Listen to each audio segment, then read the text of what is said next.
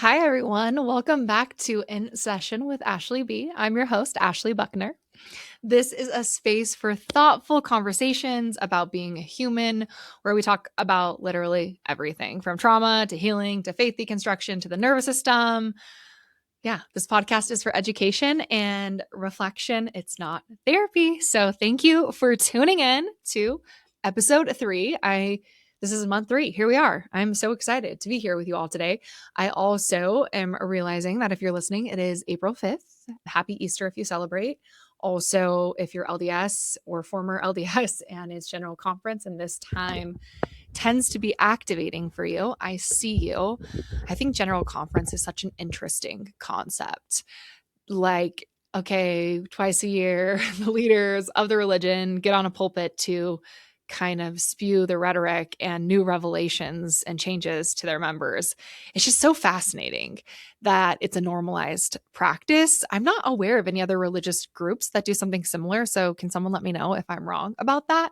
I'm also not going to go do my own research because I really don't care that much. That's something I've been thinking about. I really don't care that much about the LDS church. I care about the people and I care about the way people are impacted and harmed, but I don't care about the doctrine. I don't care about the rules.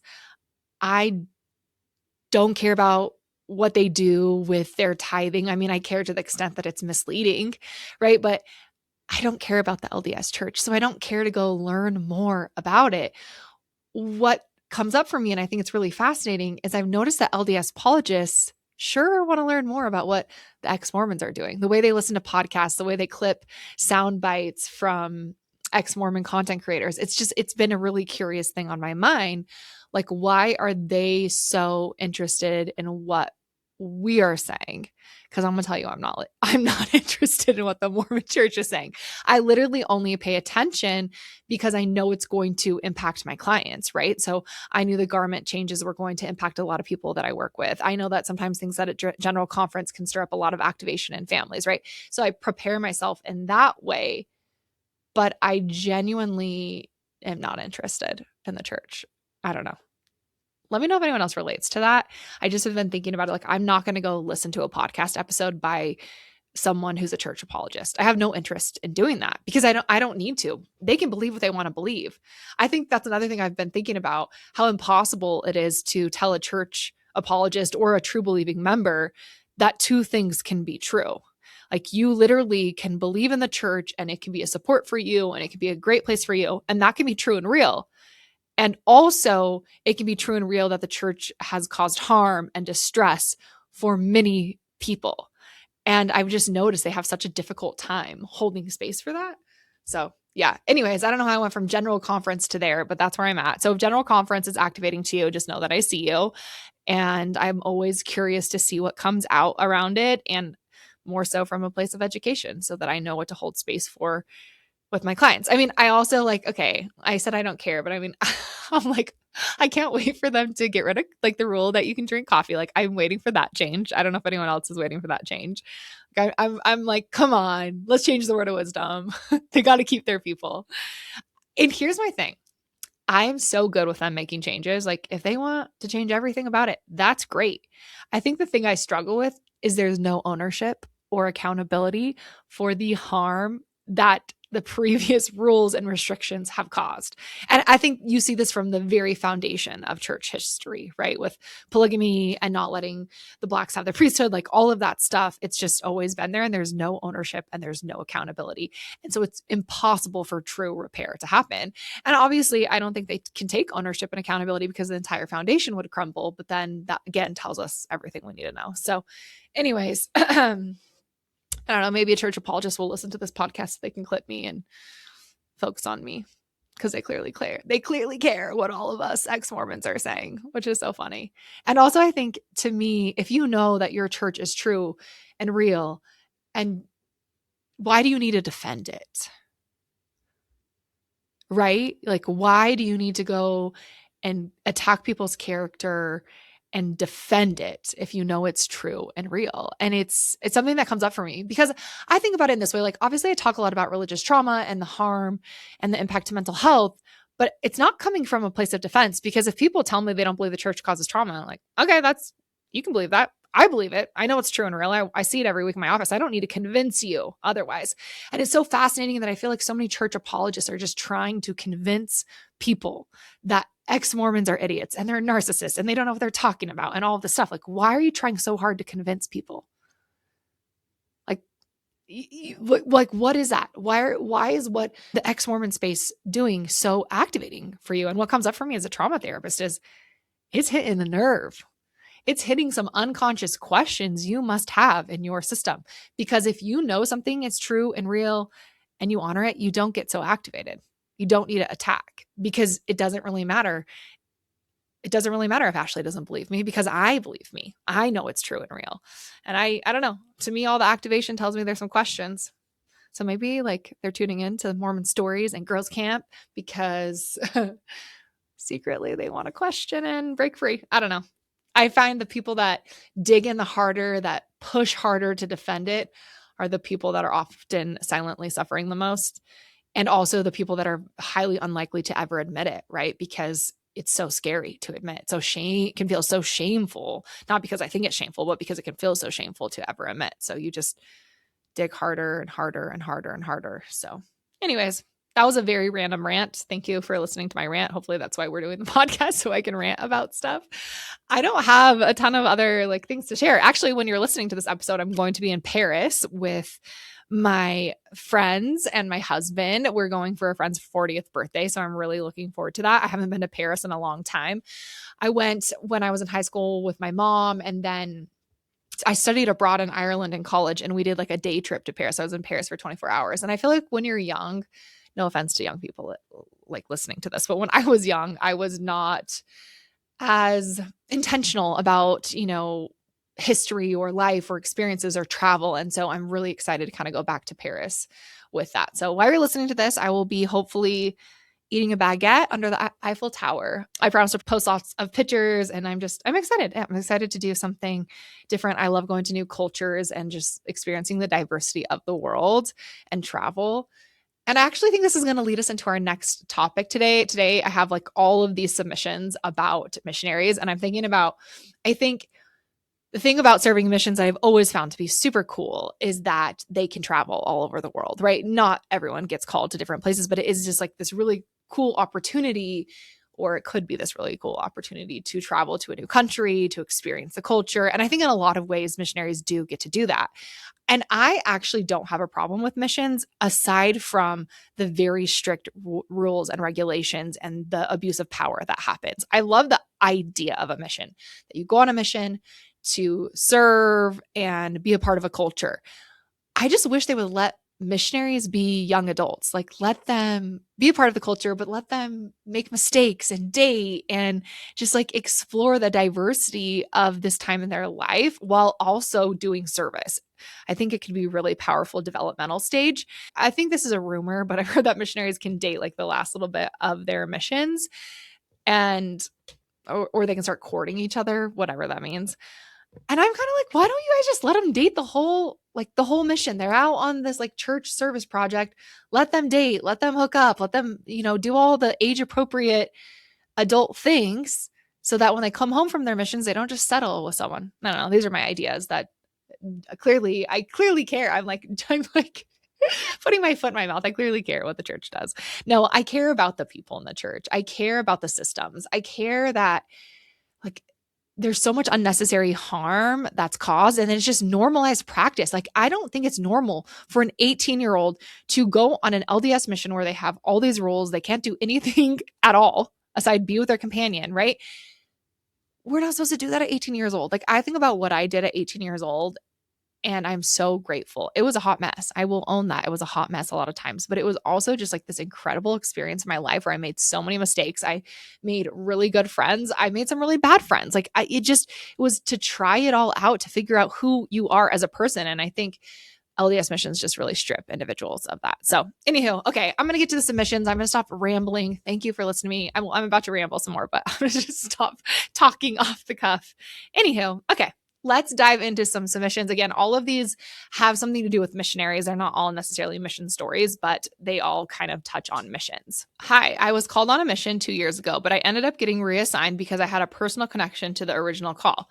I was set to leave 7 months later. Within the next 12 months, I abruptly lost 2 family members. I started to navigate my faith reconstruction.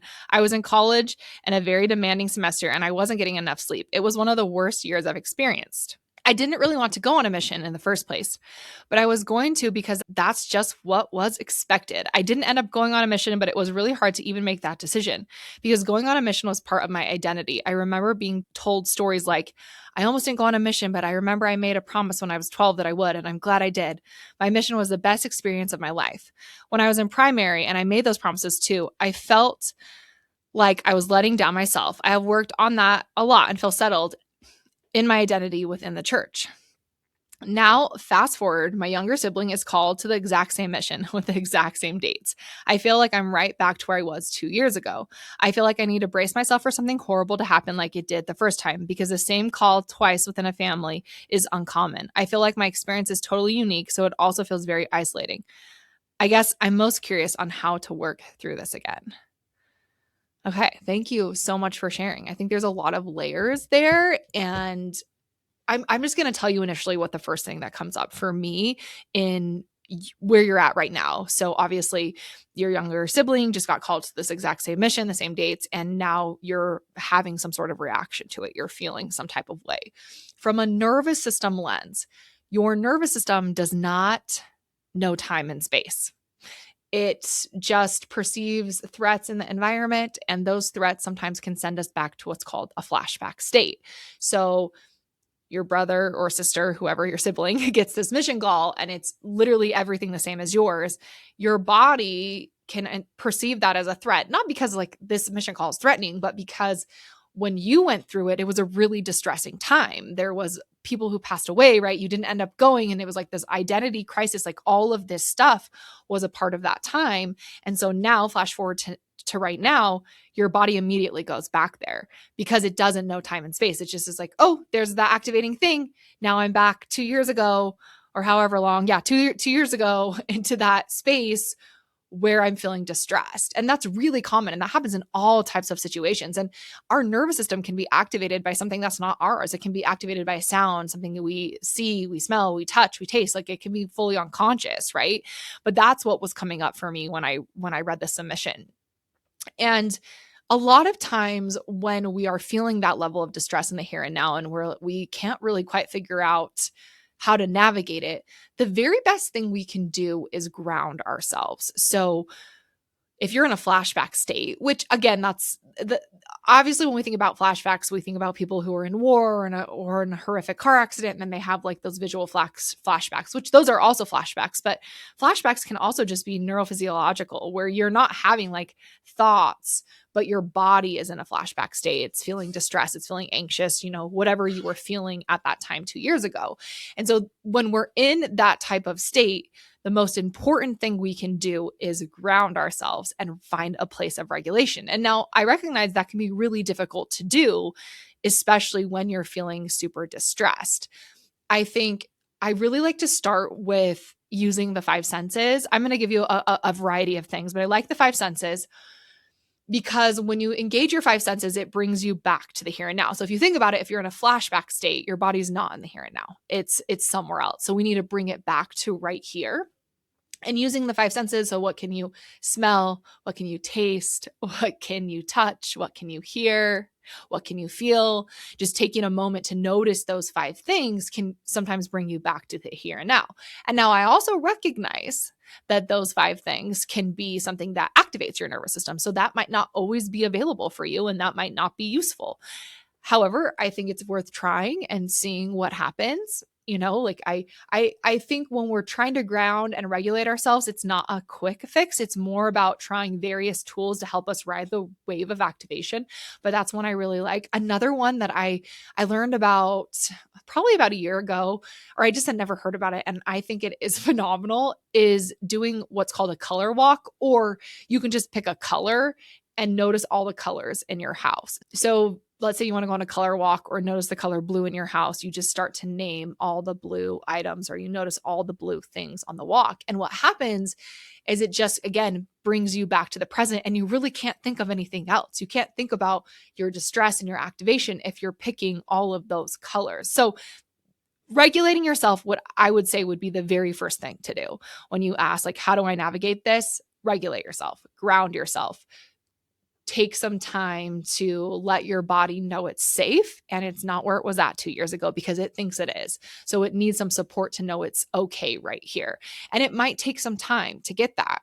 I think also too, though, what I'm hearing is there is still some activation that lives in your nervous system related to your mission call 2 years ago and not going on a mission and the family member passing. And so it might just be worth being curious about those things and notice how they're still showing up, and maybe notice if you have any like thoughts about your sibling going on the mission, and is it stirring up any more unconscious things about your faith and your identity and maybe how you feel about your choice to not go. I know you said you've made a lot of peace with it, and then sometimes something like this comes out of left field and kind of like knocks us on our ass a little bit and makes us wonder what was going on.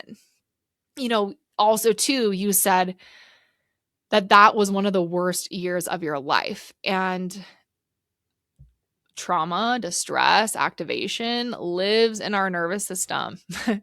And it sometimes doesn't get activated again until the right circumstances. So maybe you had moved through it, but then your sibling getting this mission call, just like, bam, here it all is again. And I know that sucks. It's like so frustrating when that happens. And it's also this opportunity to maybe dive in and do some inner work. It's showing you that there's still distress that lives in your system and it's now at the surface. So it might be worth like considering starting therapy or journaling a little bit more about what's coming up, or moving through some of that via movement or workouts or talking to a close friend about it. I mean, I think there's lots of different ways to start to be curious about that time in your life and be vulnerable about that time in your life in a safe and productive way. So that's like what was coming up for me in terms of navigating it. I think there's lots of layers here. And I think, just the last thing I'll say is this is the hardest part about certain rituals within the church, because at a very young age, you learn about them, right? You're like, at 12 years old, we're making these promises. And I just don't think 12-year-olds should be making that kind of promise because their brains aren't fully developed. We have so much going on, especially, at 12 and early puberty and that time of our life, to navigate the world, and then to have this very high control religious rhetoric on top of it can be activating and can be distressing. So I think part of that too is there is like a developmental trauma layer here that is deeper and more activating than even what happened 2 years ago, because you already had roots of it in your system, if that makes sense. If you go all the way back to maybe when you first learned about serving a mission and what it meant to serve a mission and what happens if you don't serve a mission, and all of those things. And developmental trauma is any trauma that happens 0 to 18 years old, and it really has to do with how our caregivers respond to us. And you have to think about religion and especially Mormonism.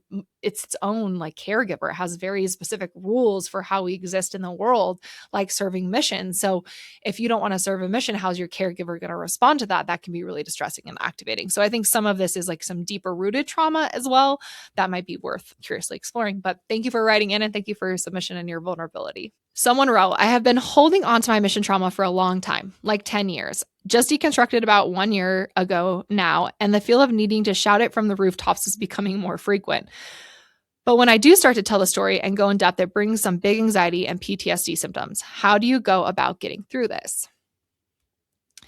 I think there's this really big misconception in the world of therapy and healing that we have to be able to tell our trauma in order to work through it. And if I have learned anything from doing nervous system work, especially in all the brain spotting sessions I do with clients, and my favorite part about brain spotting is you actually don't have to talk about anything, because talking about things can be re-traumatizing. And trauma lives in the body. It lives in your nervous system. It's not in your talking, it's not in your mind, it's in your body. And right, obviously like our brain and body are one, but when we're talking, we're using the front part of our brain.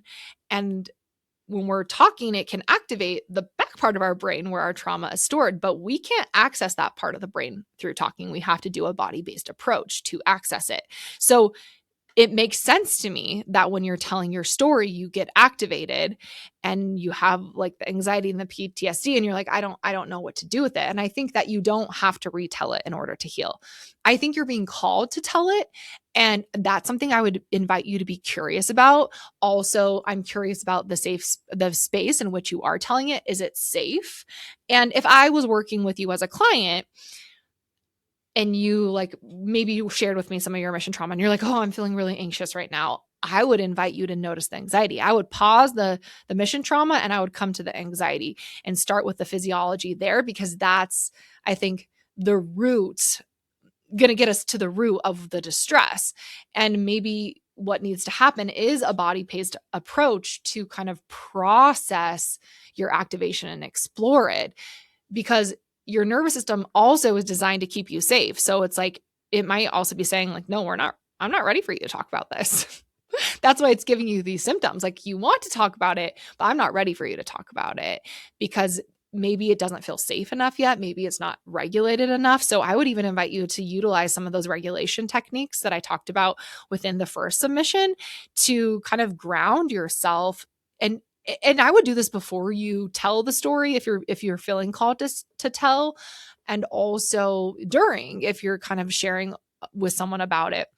But I would also say that if you can't talk about this without becoming distressed, that's a sign maybe you need more support. That would be a sign that I would recommend someone to seek therapy or to find a safe person to start to navigate this with. Obviously, I think you need a trained professional to do body-based therapy, but that doesn't mean you can't start some of this work on your own. You can do it through breath work. There's a lot of breath work providers. You can also do it via yoga and things like that, right? Where you can start to maybe get in tune with your body. And can you notice where you're holding that stuff in your body? Because again, we do not have to talk about our trauma to move through it. It lives in our body. We have to go into our bodies to get it, to release it. If you have any more questions about that, please submit in the submission box. I think that, again, it makes sense to me that you're activated. And so I would just invite a lot of curiosity and openness about where that activation is coming from. Next submission. I gave up becoming a doctor because my leaders on my mission told me I'd be a poor wife and mother. I became an attorney instead due to 9 to 5 hours rather than on call. I'm 31 now with a 2-year-old and regret giving up medicine with every fiber of my being. I'm considering going back to try to become a doctor, but I feel like I'm too old and my child and possibly future children will suffer. Is that religious conditioning or just realistic thinking? Being out of the church and making life decisions is hard sometimes. Thank you for this. And it is so incredibly hard. And again, how I think your regret is so incredibly real, especially because, was this a genuine choice? Did you actually choose to not become a doctor, or did you feel pressured because you were told by people you respected at a very young, vulnerable age that being a doctor meant you wouldn't be a good wife or mom? And I absolutely think it is a part of religious conditioning. I think there is some religious conditioning into your choices and to your questions right now. I also think there's a part of you that's being very logical too, to consider I'm 31 years old. Is going to medical school a smart decision this late in life? How is that going to impact my children? I think two things can be true. I think some of your questioning yourself can be due to religious conditioning, and also some of it can be very logical, real things to consider and think about. I think what comes up for me is I would invite you to sit with that more. I would invite you to sit with the activation that's coming up around with it, and being really curious about whether this is an impulse or is it an instinct. And our impulses tend to be our trauma responses, our first reactions, and our instincts are maybe quieter, they're not as loud, and we have to kind of sit with them for a little bit to notice what is instinctually coming up for me. And just, I think, holding space for that curiously. I'm also hearing that you have regret, and there's a lot that goes behind regret, in my opinion. There's a lot underneath it, And I think we have to also hold space for that. And I would almost maybe even start there too, like kind of being curious about the regret you feel, because is the regret the reason that you feel like you need to go be a doctor? Because maybe it is. Maybe that is what you need to do to move through the regret. Or maybe we just need to sit with the regret and hold space for and honor it and give ourselves permission to regret making this choice and to be really curious about what is our next choice. And is it going to medical school? It very much might be that. And also maybe it's like, okay, is there something I can do in the medical field that allows me to kind of maybe use the degree that I do have as an attorney and also kind of dip my toes into something I'm really passionate about. I don't know. I think putting everything on the table can be really helpful. And I would just invite you to kind of sit with some of this a bit more and to listen to your instincts. And if you're hearing me say that, you're like, I don't know what those are, valid. And I would invite you to just notice that you don't know. Because if you don't know, then I also think it's important to stay there a little bit longer. Not knowing is not a negative thing. It just means we don't know. And so we should probably not make a choice yet. We should kind of just continue to be curious and open and trust the process a little bit. Okay, last submission, guys. I have been out of the church for over 10 years, yet I find myself feeling panicked at times that I'm wrong and will go to hell. I gently guide myself to my true beliefs now. For example, that I don't believe God cares about religion rather than how we treat others, but that panic does not seem to dissipate. It also doesn't help that I feel virtually harassed by the Mormon missionaries. Those missionaries.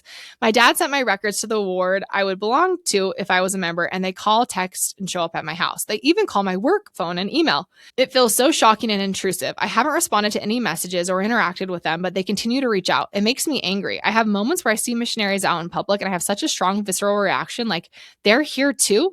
It's infuriating. It even happens when I'm driving down the street and pass a Mormon church. It's the same. They're here too? And then I feel angry and ruminate. How can I stop this? How can the anger go away? Who knew that a religion could be so fucking painful? You know, just let it out. I'm here for this. To me, what I'm like hearing about your activation towards the LDS missionaries is that they're not respecting your boundaries.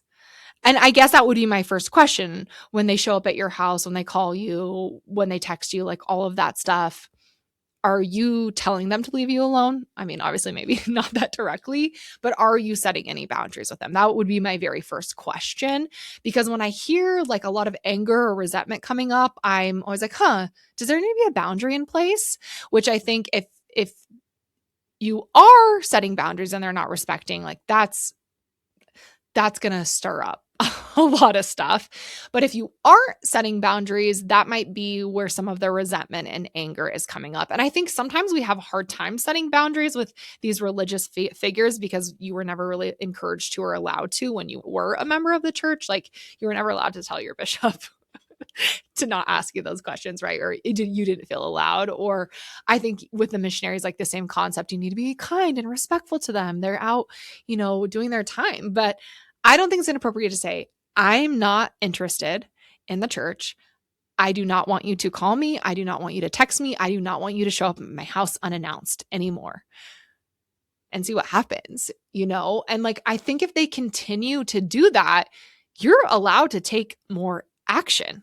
You're allowed to consider like a restraining order. I know that sounds really extreme, but if you've told someone to leave you alone repetitively and they continue to show up at your house and they continue to berate you on your phone, like there needs to be a firmer boundary in place, in my opinion. And I don't even know if like a restraining order is the answer, but I'm just thinking like there needs to be clear lines in the sand, like documenting that they continue to berate you and they're not respecting you. And so if you're not setting any of those boundaries, then I also would invite you to start setting them, because no wonder these missionaries are so activating to you, because they are everywhere. And I do think they have a hard time with boundaries.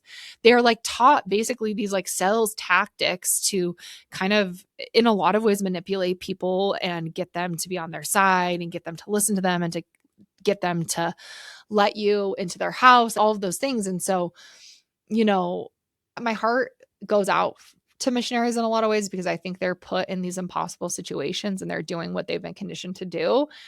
And also too, like, it's just a breeding ground, in my opinion, for not respecting people's boundaries, not allowing for true informed consent. There's just so much that goes into all of this. And so I would invite you to, again, like, how are you telling him to leave you the fuck alone? That's what comes up for me. Like, you are allowed to say that. And if you needed permission to tell a missionary that, like, consider this permission. You are allowed to. That's where I would start. I also want to kind of circle back to just the panic that does not seem to dissipate. I would just invite you to take a moment to zoom out, to think about how long you were a member of the church, to think about how old you were when you were a member of the church, maybe some of your earliest lessons, like all of those things. Like, that's a lot. That gets wired into your nervous system. And I think when the anxiety or panic comes back up, it makes sense. It makes sense because you were told for a very long time that this was the end all be all, that there is no other true church out there, right? And so now you choose not to believe in it. And I think that can create panic. And our tendency is a lot of times to judge the panic and to question ourselves and be like, what's the matter with me? Why isn't this going away? And I think a lot of times the best thing we can do is just validate it and say, yeah, you know what? I get that you're there. I get that you are showing up because I'm having a hard time and this religion impacted my life in a profound way. And yeah, paying it respect, honoring it, letting it know that you see it and see what happens. Again, it's not going to make it go away, but I think the more we push back on something, the stronger it gets. And that's something I've noticed for myself. If I can just be really curious about whatever is coming up for me, it doesn't necessarily make it better, but it makes it softer. It makes it more manageable. It allows me to regulate myself more. So yeah, give that a try. Keep me posted on that. All right, you guys, thank you for all your submissions.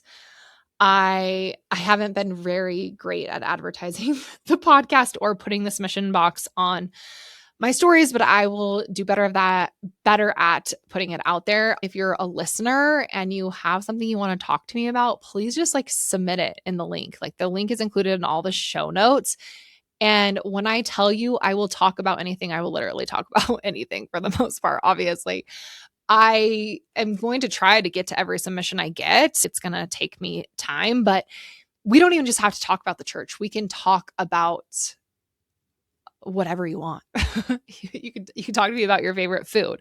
I'm here for the deep, heavy, vulnerable questions, but also we can talk about anything related to therapy or therapy adjacent. I'm informed in like religious trauma and I work in Utah, but I have a pretty like wide variety of experiences and insights. I do a ton of my own personal work and my own therapy, so I'm pretty open and curious. Anyways, I just want to put that out there that I think I'm going to keep this podcast going for as long as I have engagement from my audience, for as long as people want to like talk about and explore certain things. I am still considering bringing guests on eventually. I think I'm just not quite there yet. It's a lot of work and I haven't publicly announced this on my social media or anything, but I'm going to announce it here.